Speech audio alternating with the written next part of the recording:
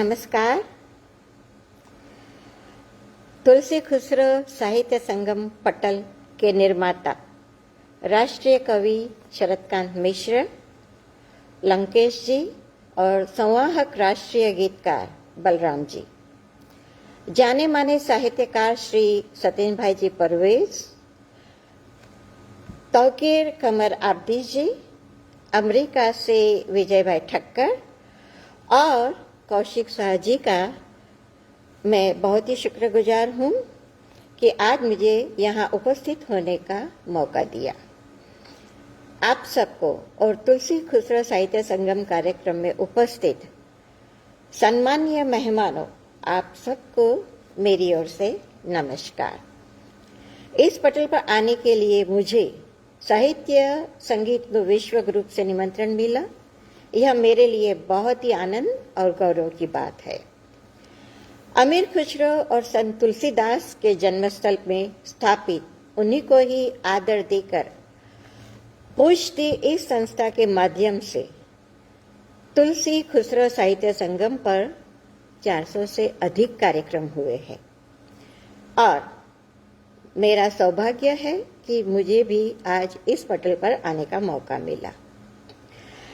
आज आप सभी का अभिवादन करते हुए मैं यानी कि शैला मुंशिया ह्यूस्टन अमेरिका से आपको मेरी स्वरचित रचनाएं, कुछ मेरी कहानियां, कुछ मेरे अनुभव आपके सामने प्रस्तुत करूंगी और मुझे आशा है आपको यह सब पसंद आएगा। सबसे पहले मैं यह कहना चाहती हूँ कि मैं गुजराती हूँ। शायद कहीं मेरी हिंदी में कोई गुजराती शब्द आ जाए तो क्षमा कर देना। और अब मैं मेरा वक्तव्य शुरू करने जा रही हूँ।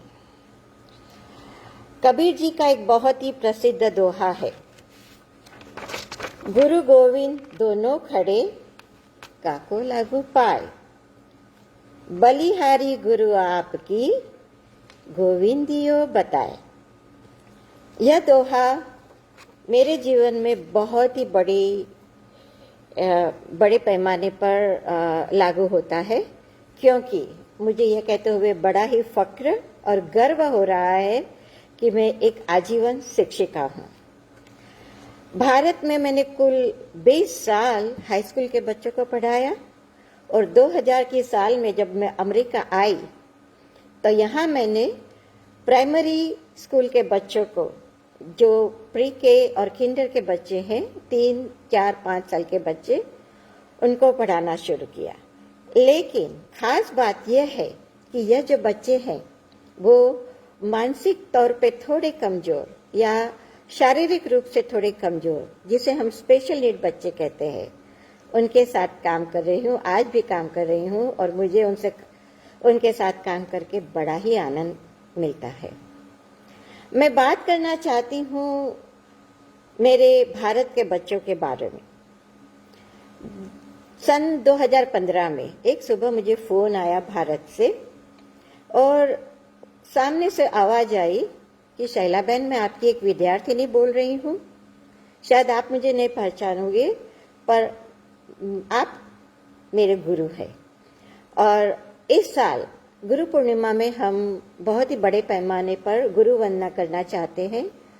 भारत में स्कूल के टीचर्स, बाकी जो निवृत्त हुए हैं और भारत के विभिन्न शहरों में जाकर बसे हैं, उनका भी हम संपर्क कर रहे हैं। विदेश में जाकर आप जैसे जो शिक्षक बस चुके हैं उनका भी संपर्क कर रहे हैं और हम चाहते हैं कि आप हमें कुछ आशीर्वचन वहाँ से भेजें और हम प्रबंध करेंगे। ह्यूस्टन से ही किसी आपके पास कोई पहचान वाला आएगा, आपका वीडियो लेगा और हम यहाँ बड़े हॉल में, बड़े पैमाने पर, बड़े पर्दे पर आप सबकी बातें सबको बताएंगे। मेरा सीना गर्व से चौड़ा हो गया। अरे वाह, इतने सालों बाद 32 साल हो गए। ये बच्चे करीब 1983 में, 1984 में एसएससी पास कर निकले थे। तो उस बच्चों को आज 32 साल के बाद याद आ गई कि हमें ये गुरु पूर्णिमा का त्योहार मनाना है। मैंने यहाँ से उन्हें कुछ पंक्तियाँ लिखकर भेजी हैं और वह पंक्तियाँ मैं आपके सामने पढ़ना चाहती हूँ।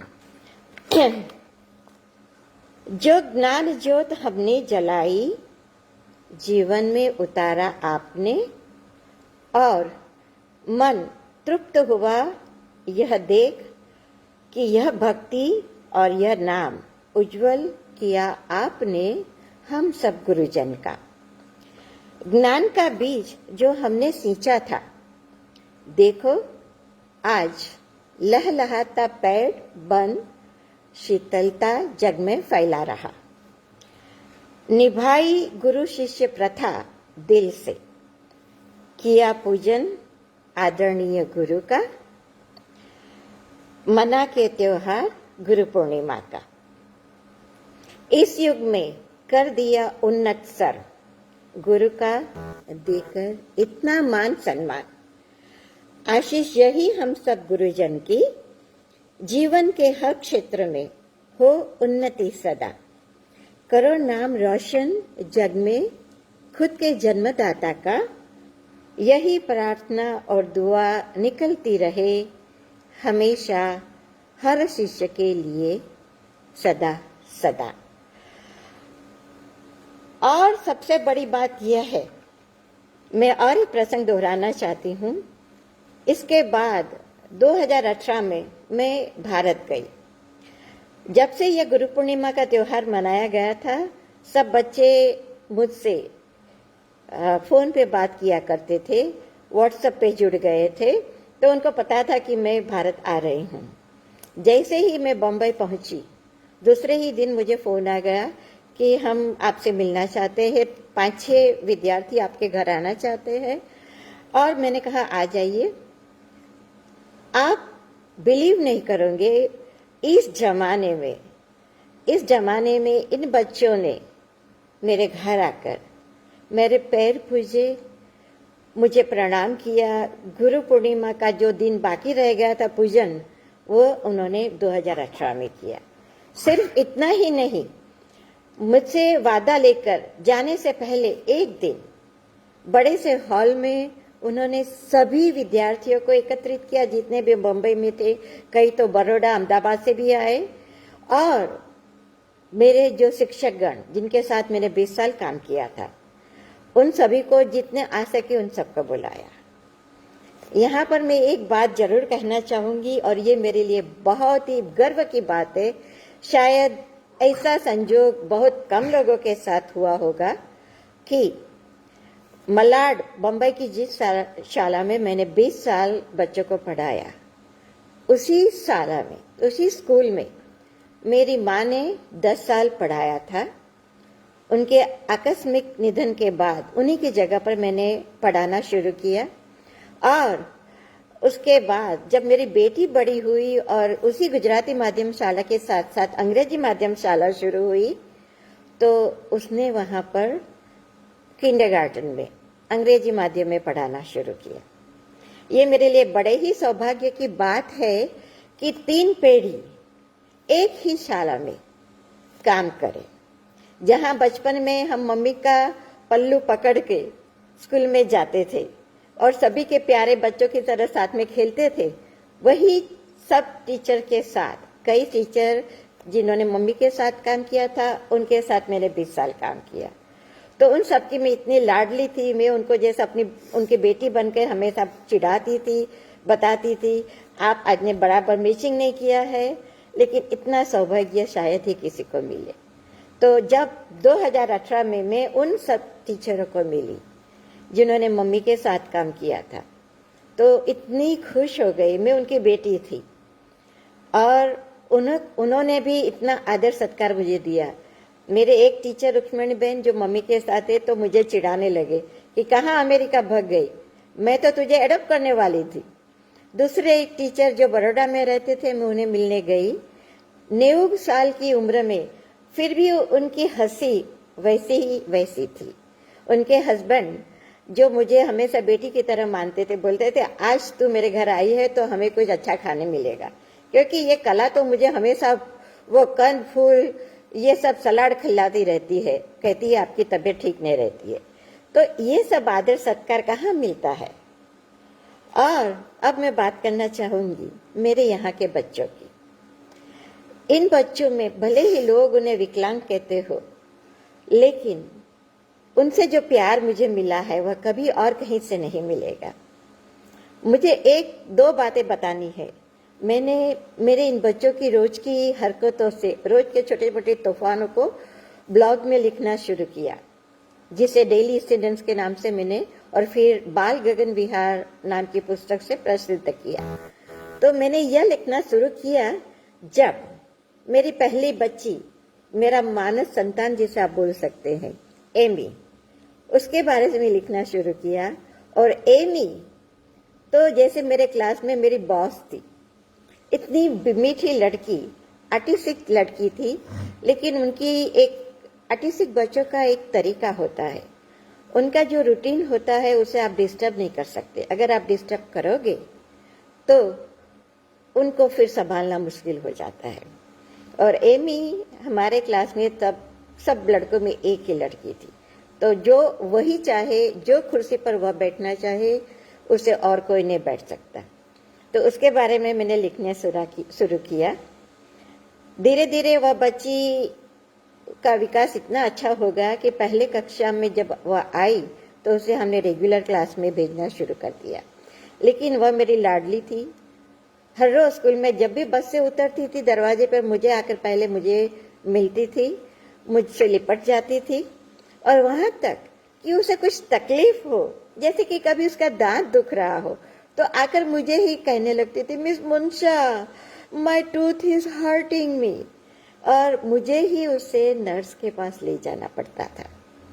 यह प्यार, यह सम्मान कहाँ मिलता है। और एक प्रसंग, एक बात मैं कहना चाहती हूँ कि ये बच्चे 3-4 साल बाद भी अगर तुम्हें मिले तो भूलते नहीं है।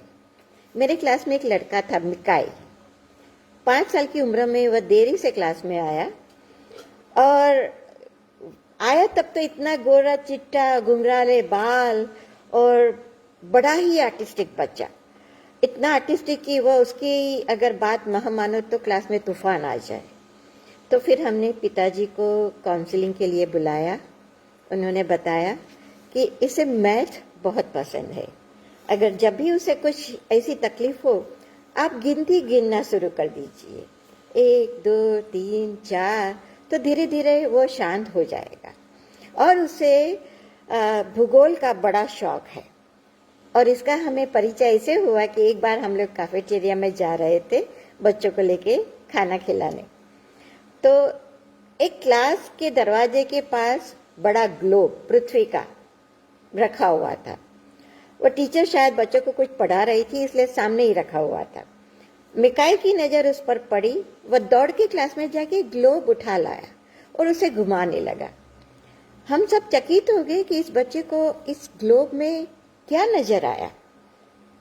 जब हमने पिताजी से पूछा तो बोला इसे दुनिया भर के देशों को इंटरनेट पे देखना पसंद है, आप अगर उसे कोई भी देश खोल के देंगे और ही विल फाइंड समथिंग। तो हमने उसे ट्राई किया, तो इतना होशियार बच्चा, धीरे धीरे वह बच्चा शांत होने लगा, उसे उसके मनपसंद चीजें क्लास में मिलने लगी। लेकिन हैरानी की बात यह है कि वह बच्चा 6 साल का हो गया, पहली कक्षा में आया तो दूसरी स्कूल में चला गया था। जब वो तीसरी कक्षा में था तब समर स्कूल, हमारे अमेरिका में स्कूल खत्म होने के बाद 1 महीना बच्चों को अलग से पढ़ाते हैं, जो बच्चे पीछे रह गए हो उनको एक्स्ट्रा क्लासेस देते हैं। तो वह समर स्कूल में मेरे बाजू के ही क्लास में 2 क्लास थे हमारे स्पेशल नीड के, एक छोटे बच्चों का, एक बड़े बच्चों का। तो हम दोनों क्लास के बीच में एक दरवाजा था जो खुल सकता था। पहले ही दिन कोई बच्चा उस क्लास से मेरे क्लास में आया, मेरे पास आके मेरे हाथ को सहलाने लगा। मुझे लगा ये बच्चा क्या है, क्यों ऐसा कर रहा है। 2-3 दिन ऐसा चलता रहा। मुझे समझ नहीं आया कि ये बच्चा बार बार मेरे पास क्यों आ रहा है। मुझे उसका चेहरा पहचाना सा लगने लगा था। लेकिन तीसरे दिन जब स्कूल से वापस जाने का समय हुआ, मैं मेरे बच्चों को लेके बाहर दरवाजे से निकली मेरे क्लास के, और बाजू के क्लास की टीचर ने आवाज दी, Mikai come soon, your voice is here. Oh my God, तब मेरी बत्ती जली। अरे ये तो मेरा मिकाई है, ये मेरा बच्चा जो मेरे पास पढ़ रहा था। वह मुझे पहचान गया, पर मैं उसे पहचान नहीं सकी। तब जाके मैंने उसे प्यार से गले लगाया और वह इतना खुश हो गया, उसकी चेहरे की चमक बढ़ गई। वह कहने लगा, जैसे उसकी आंखें बोल रही थी, फाइनली फाइनली मिस मंशा, यू रिकॉग्नाइज्ड मी। ये प्यार, ये दौलत कहाँ मिल सकती है? यह खुशी और कहीं कहीं भी नहीं मिल सकती है। कभी लोग मुझे कहते हैं कि आप इतने सालों से स्पेशल नीड बच्चों के साथ काम कर रहे हो, आप में कितनी धीरज होगी, कितनी सहन शक्ति होगी। लेकिन मैं कहती हूँ यह तो जरूरी है, कभी कभी हम थक भी जाते हैं, लेकिन उनके चेहरे की मुस्कान हमारी थकान मिटा देती है। अब चलो हम दूसरी ओर बढ़े। बातें मेरे स्कूल की बच्चों की बहुत ही हो गई। अब त्योहार आता है, अगस्त का महीना है। हम सब जानते हैं कि इस महीने में 15 अगस्त हमारी आज़ादी का दिन है, और महात्मा गांधी जी ने अहिंसा के रास्ते चलकर इस देश को आज़ादी दिलाई। लेकिन आज के हालात को देखकर, सरहद पे खड़े जवानों को बिना कारण युद्ध में कोई घायल हो तो अलग बात है, लेकिन आतंकी हमले में जब उनकी जाने जाती है तो बड़ा ही दुख होता है, बड़ा दर्द होता है कि ऐसा क्यों हो रहा है।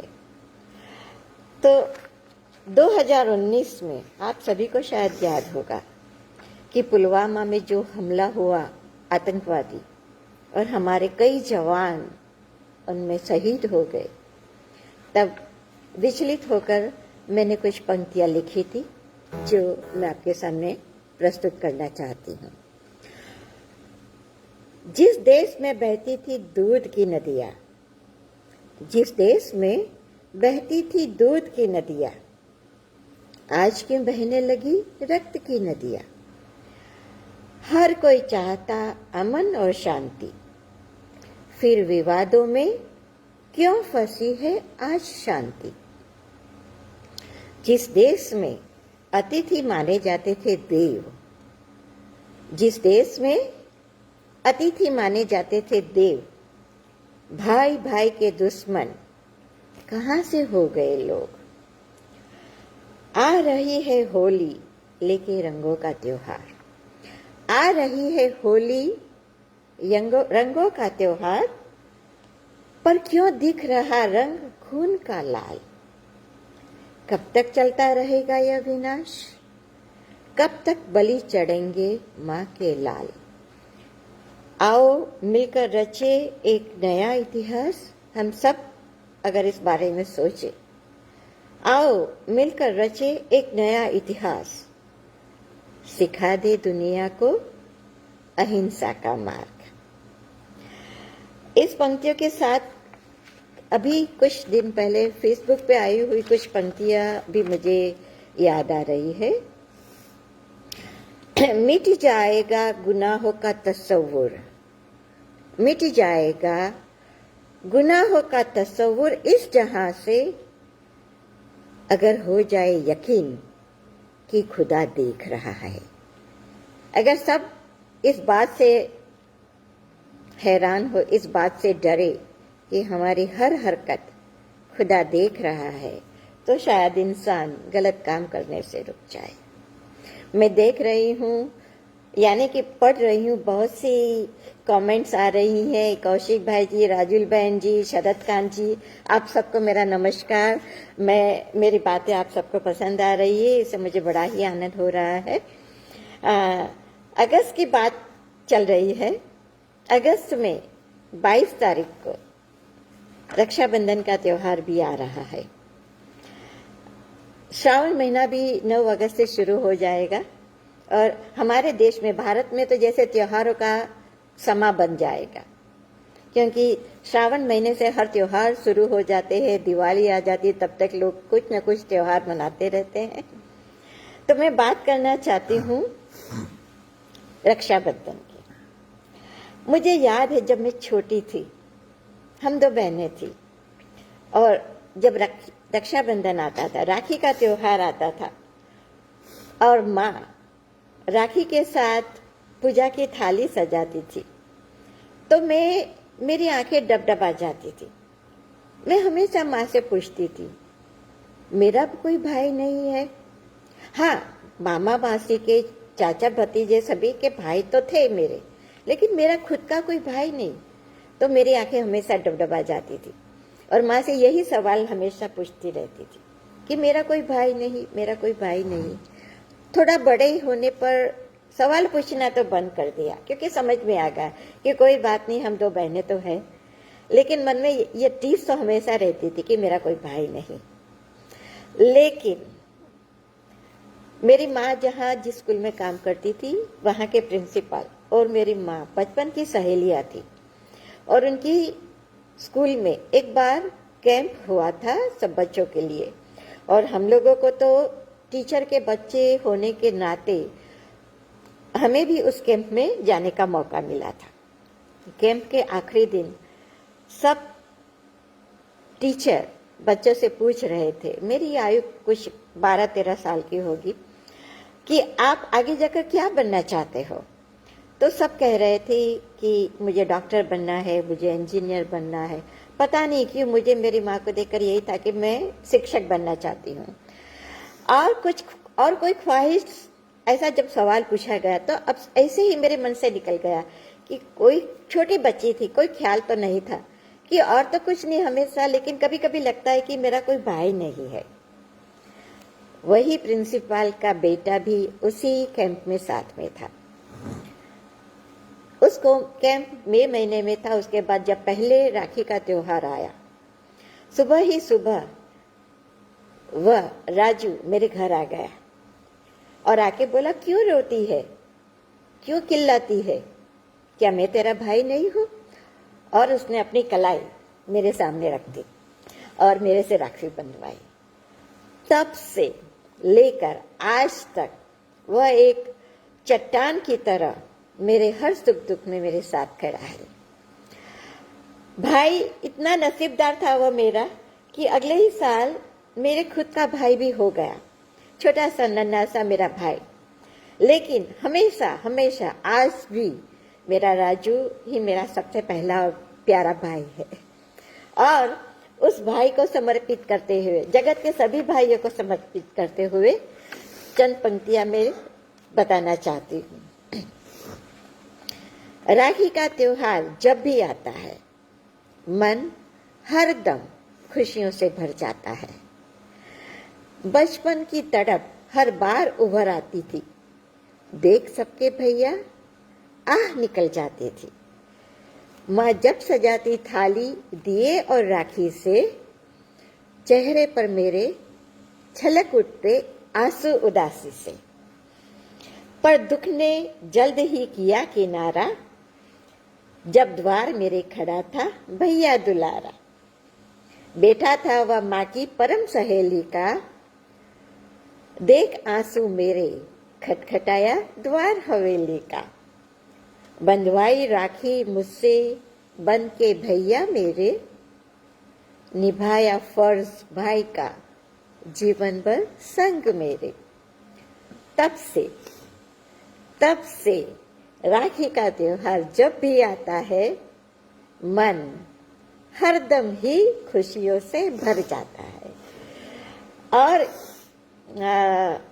एक बात कहना चाहूंगी कि आज तो व्हाट्सएप का जमाना, फेसबुक का जमाना हो गया है, सभी चीज मोबाइल में हो गई है। लेकिन हम जब छोटे थे तो हमेशा डाकिया जब कुछ मनी ऑर्डर लेके आता था त्योहारों पे, दादा दादी नाना नानी जब कुछ दिवाली पे या कुछ पैसे भेजते थे तो डाकिया बड़ा ही अच्छा लगता था हमें, कि चलो डाकिया देख के ही हमें खुशी होती थी, अभी दिवाली का समय है, हमें भी कुछ 5-10 रुपये, उस जमाने में तो बहुत ही बड़ी कीमत मानी जाती थी, मिल जाएंगे। तो उसी डाकिए पे, और आज भी भले ही मोबाइल का जमाना हो, आजकल मोबाइल पे राखियां भेजी जाती है, लेकिन मैं आज भी मेरी राखी पोस्ट में भेजना चाहती हूँ, पोस्ट में भेजती हूँ अपने भैया को, और उसे कहती हूँ कि वहाँ उसकी जो दूसरी बहन है उसे जरूर से राखी बंधवा के मुझे पिक्चर भेज देना।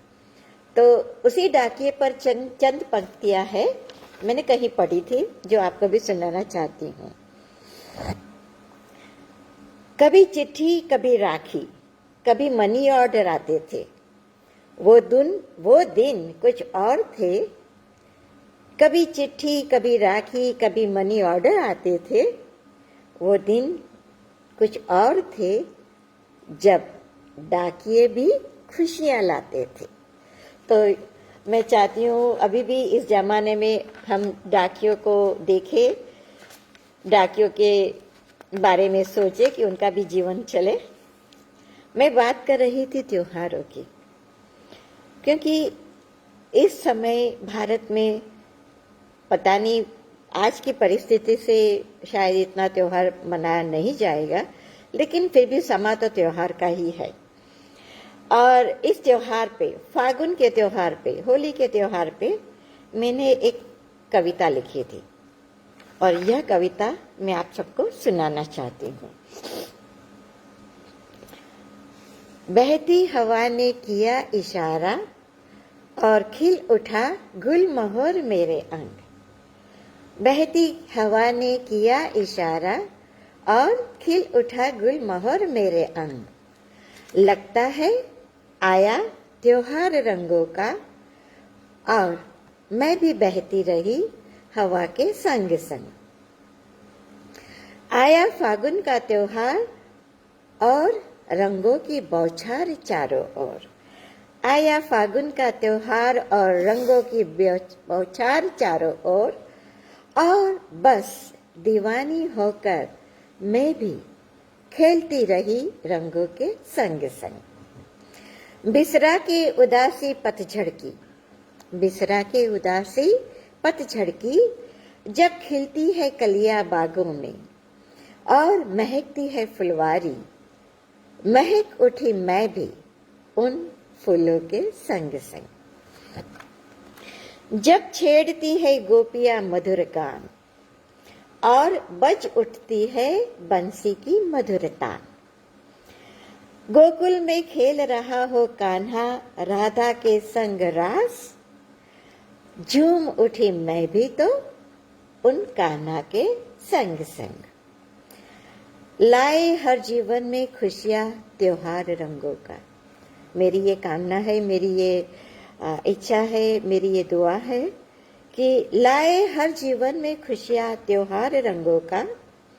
खिल उठते हैं चेहरे मासूमों के, नाच उठे हर नर नारी रंगों के संग संग। लगता है आया त्योहार रंगों का, लगता है आया त्योहार रंगों का।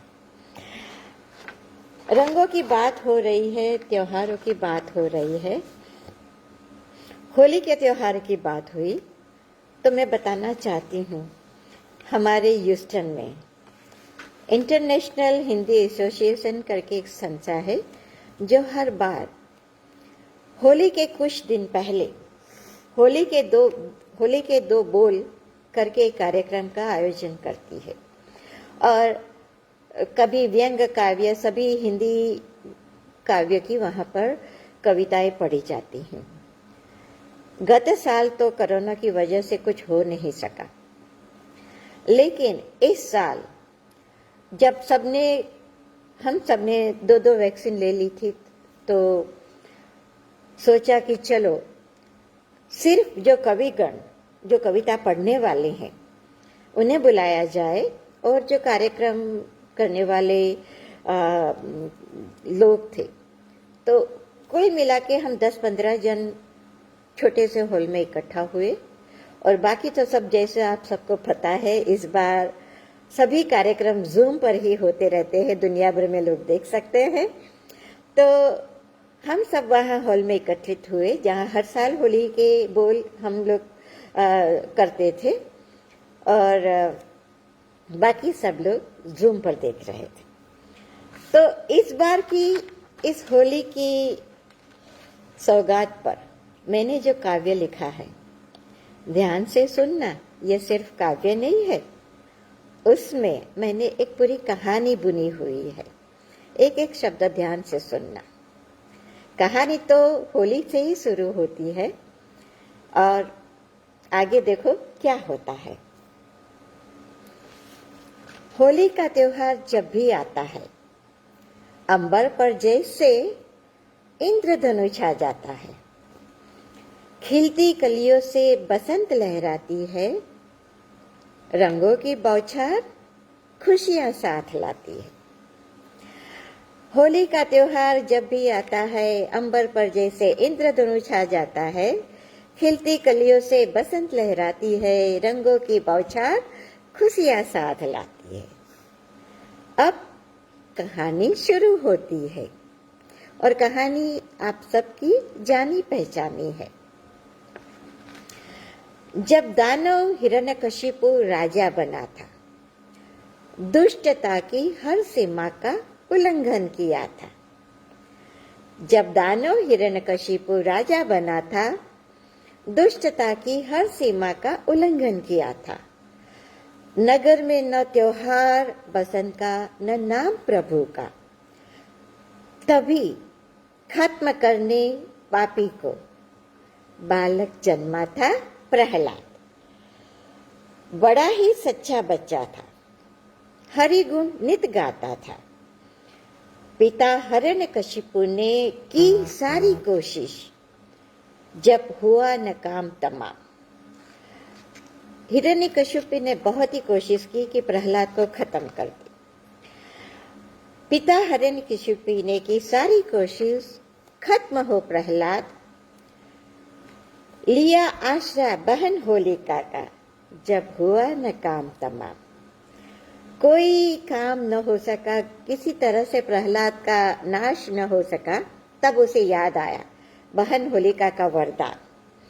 रचा षड्यंत्र छल से करना विनाश, प्रभु भक्त प्रहलाद का। था अभिमान होलिका को, मिला था वरदान। न मरती दिन में न रात में, न जला सकती अग्नि उसे।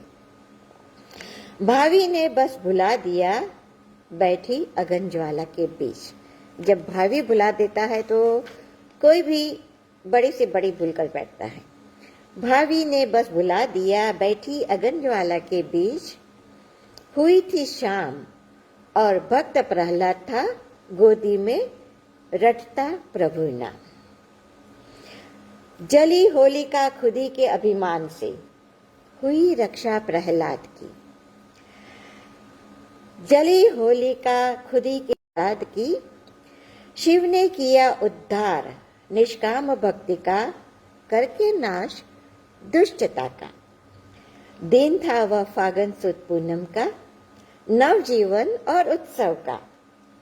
भर गया आसमान भी अबील गुलाल के रंगों से। मना रहे हैं लोग तब से त्योहार होली का, रंग भरे नवजीवन का। सत्येन जी, आपका बड़ा आभार। आप सुन रहे हैं मुझे। बस आप सबकी प्रार्थना और दुआओं मेरे साथ हमेशा रहे। मना रहे हैं लोग सब तब से त्योहार होली का, रंग भरे नवजीवन का। पता नहीं कहां से फिर प्रगटा, एक पापी धर के नया ना। नजर नहीं आता पर बरसाता कहर, चपट की उसमें उसके सारा विश्व। होलिका तो जल गई, लेकिन एक नया दुष्ट पैदा हो गया इस नए जमाने में, जो किसी को नजर नहीं आता पर बरसाता कहर। कोरोना कहलाता है, कोई उसे रोक नहीं पाता, सबको रुलाता है। चाहती हूँ होलिका फिर से जन्म ले। हाँ हाँ, मुझे पता है होलिका बड़ी दुष्ट है, पर मैं चाहती हूँ कि होलिका फिर से जन्म ले। इस बार नाश करे कोरोना रूपी राक्षस का, जलाकर भस्म कर दे, भर दे खुशियां हम सबके जीवन में। इस बार मनाए होली सब मिलकर साथ साथ, हो जाए भस्म कोरोना ऐसा, न दिखाई दे कभी आसपास, और लोगों का जीवन हो रंगों की तरह रंगीन और खुशहाल। और एक वरदान हमें मिला है, जब से आई है वैक्सीन बनके वरदान, करती हूँ प्रार्थना विश्व कल्याण की, होली की शुभेच्छा और उन्नति मानव समाज की। बस चाहती हूँ इस वैक्सीन काम कर जाए और सभी इस महामारी से मुक्त हो जाए। जीवन भर जो कभी हमने देखा नहीं था इतना प्रकोप हमारे जीवन में, आज सभी डर रहे हैं, कोई घर से बाहर नहीं निकल सकता है और सब उसी के बारे में सोचते रहते हैं। और इसी के बारे में भी एक कुछ पंक्तियां जो मैंने पढ़ी थी मैं सुनाना चाहती हूँ। एक वायरस मेरा कीमती खजाना ले गया, दोस्तों के साथ बैठे हुए जमाना हो गया। दोस्तों की बात निकली है तो मैं एक और बात बताना चाहती हूँ, जो मैंने बताई थी कि 2018 में जब मैं भारत आई थी तो पूरे मेरी यात्रा के दौरान सब आप्तजनों की मिलने की खुशी तो बहुत ही थी, बहुत सालों के बाद सबको मिल रही थी, लेकिन दो चीजें मेरी इस सफर में बहुत ही बढ़िया हुई और मेरे जीवन का एक हिस्सा बन गई। मेरे विद्यार्थियों का जो प्रेम मुझे मिला वह तो मैंने आपको बताया, और दूसरा 1967 में मैंने एसएससी पास किया था। उस जमाने में तो 11वीं कक्षा थी, आज जब 10वीं कक्षा में सब उत्तीर्ण हो जाते हैं, तो 11वीं कक्षा में 1967 में पास करके मैं निकली। हाँ, मुझे पता है आपको मेरी उम्र का अंदाजा हो गया होगा, लेकिन मैं दिखती नहीं हूँ उतनी। 1967 के बाद हम सब अलग अलग हो गए, कई अलग कॉलेज में चले गए, लेकिन 2018 में जब मैं बम्बई पहुंची तो मेरे सभी क्लास के मित्रों ने क्लास रियूनियन का आयोजन किया था। करीब 50 साल के बाद 50 साल के बाद हम सब मिल रहे थे। कईयों के साथ तो मैं हमेशा संबंध कांटेक्ट में थी, फोन पे बात होती रहती थी, लेकिन कई ऐसे मित्र थे जिन्हें मैं 50 साल बाद देख रही थी और इतना आनंद था क्योंकि सब अपने पत्नी के साथ, पत्नियां अपने पति के साथ आई थी और जो 4 घंटे हमने साथ गुजारे वह मेरे जीवन का अमूल्य धन है। इतनी पुरानी बातें, इतनी स्कूल की मस्तियाँ, इतने तूफान, इतने गाने, और बड़ी खूबी की बात यह थी कि हम लोग मिले थे 20 जुलाई 2018 में। 22 जुलाई को मेरा जन्मदिन आता है, तो उन्होंने सरप्राइज मेरा जन्मदिन और मेरी खास सहेली के पति का भी जन्मदिन 2 दिन बाद ही आता था, तो सरप्राइज बड़ा सा जन्मदिन का केक उन्होंने मंगवाया था। वह 4 घंटे मुझे जीवन का बल दे गए। इतने बचपन की याद एक दूसरे के घर बैठ जाते थे, उनके बारे में मैंने कहानी लिखी है, कविता लिखी है कि मित्रता की यादें कभी मिटती नहीं है, मित्रता की परिभाषा कभी मिटती नहीं है, और यादें बचपन की कभी भुलाई जाती नहीं है। आज भी हम जब बातें करते हैं व्हाट्सएप पे, हर महीने बातें करते हैं, तो वह त्योहार, वह मित्रता, और सभी कहते हैं अब वापस आ जाओ भारत, बहुत हो गया।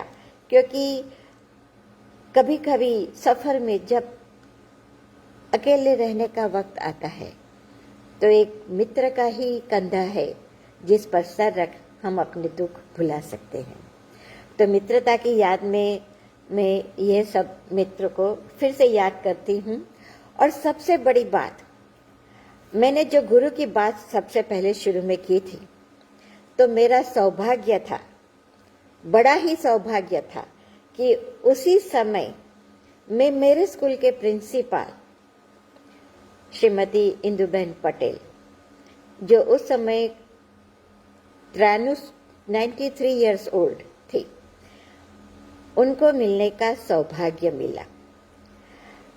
वही सीधा शरीर उनका, और जीवन भर उन्होंने खादी पहनी है।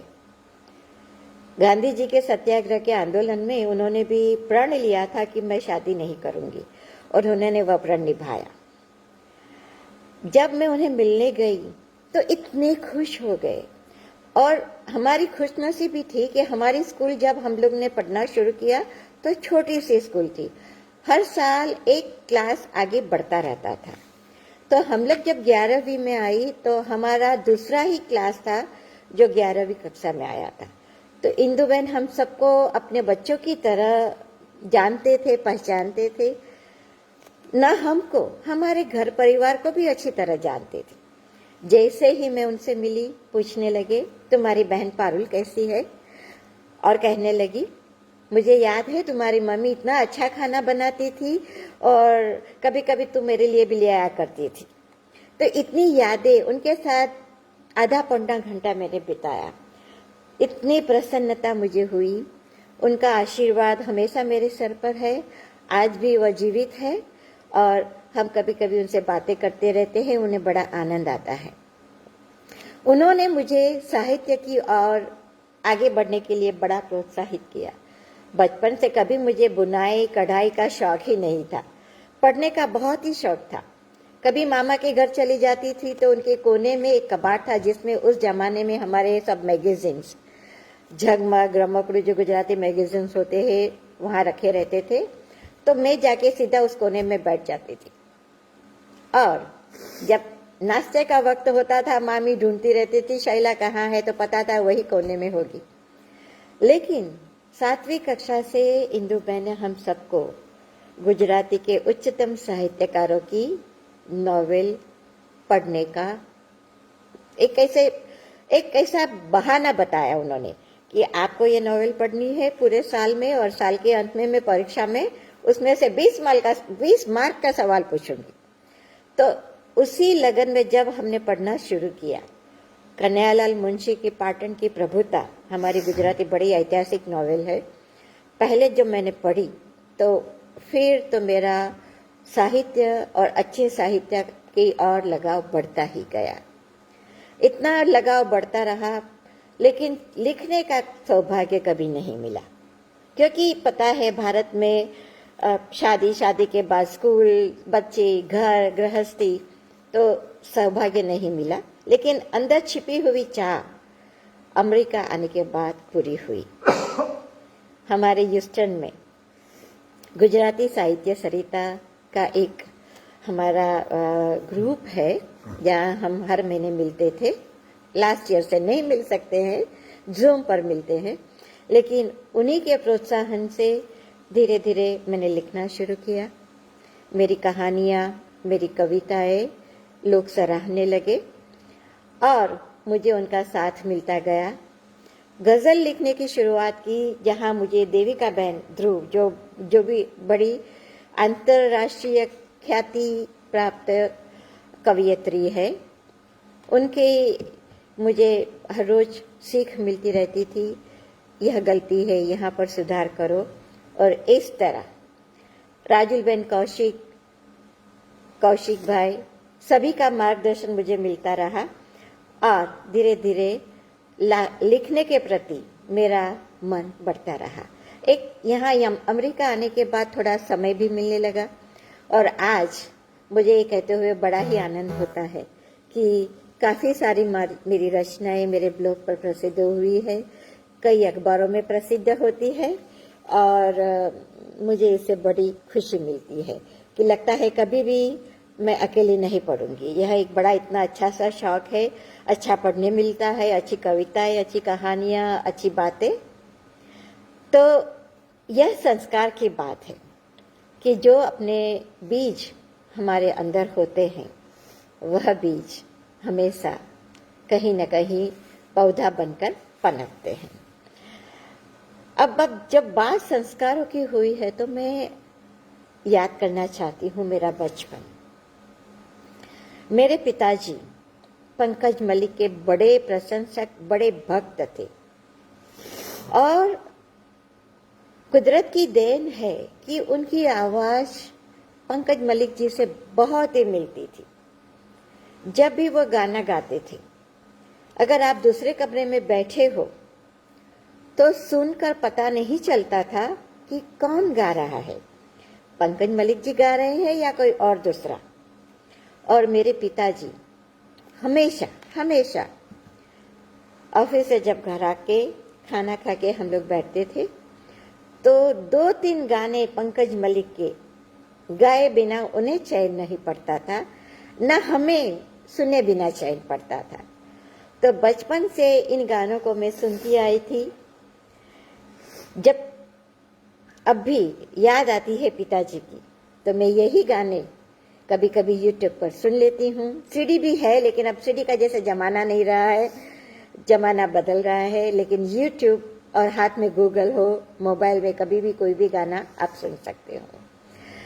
तो पंकज मलिक जी का एक गाना, वैसे सभी गाने मुझे बहुत ही पसंद है, लेकिन मैं एक गाना आज इसलिए सुनाना चाहती हूँ कि यह गाना निराशा से आशा की ओर बढ़ने का गाना है। हाँ, एक चीज है कि मुझे मेरे पिताजी की विरासत गाने की नहीं मिली है, मैं इतना अच्छा नहीं गा सकती हूँ। हाँ, मेरा बेटा, उसे नाना की यह विरासत मिली है, वह भी बहुत ही बढ़िया गाता है। लेकिन आज ही फुलवारी झूम रही है डारी डारी, महक रही फुलवारी, कैसी कैसी चली हवाएं फूल और फल बिखराए, कैसी कैसी चली हवाएं फूल और फल बिखराए, मन आशा का पेड़ सुखाया दुख पे दुख पहुंचाए, मेरा बनता काम न बिगड़ा मौत भी थक के हारी। इतना कुछ हुआ, मन आशा का पेड़ सुखाया, फिर भी मेरा बनता काम न बिगड़ा मौत भी थक के हारी, महक रही फुलवारी हमरी, महक रही फुलवारी, सुख के बादल फिर घिर आए, बिगड़ा काम बनाया, जीवन जल में बरस बरस के नया समा पलटाया, फिर से महकी, फिर से लहकी, फिर से महकी, फिर से लहकी, सुखी हुई हर क्यारी, महक रही फुलवारी हमरी, महक रही फुलवारी। यह जो गीत है आज के इस महामारी के समय में बहुत ही जैसे सही पैमाने पर लिखा गया है, ऐसा लगता है। जैसे लगता है कि मेरा बनता काम न बिगड़ा मौत भी थक के हारी। कभी न कभी तो यह बादल छटेंगे और कभी न कभी तो सुख का सूरज निकलेगा।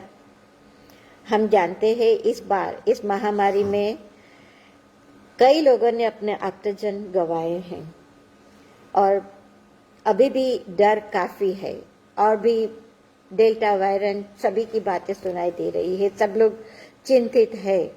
लेकिन बस हम लोग भगवान से यही प्रार्थना कर सकते हैं कि हमें जल्द ही जल्द इस महामारी से मुक्त कर दे।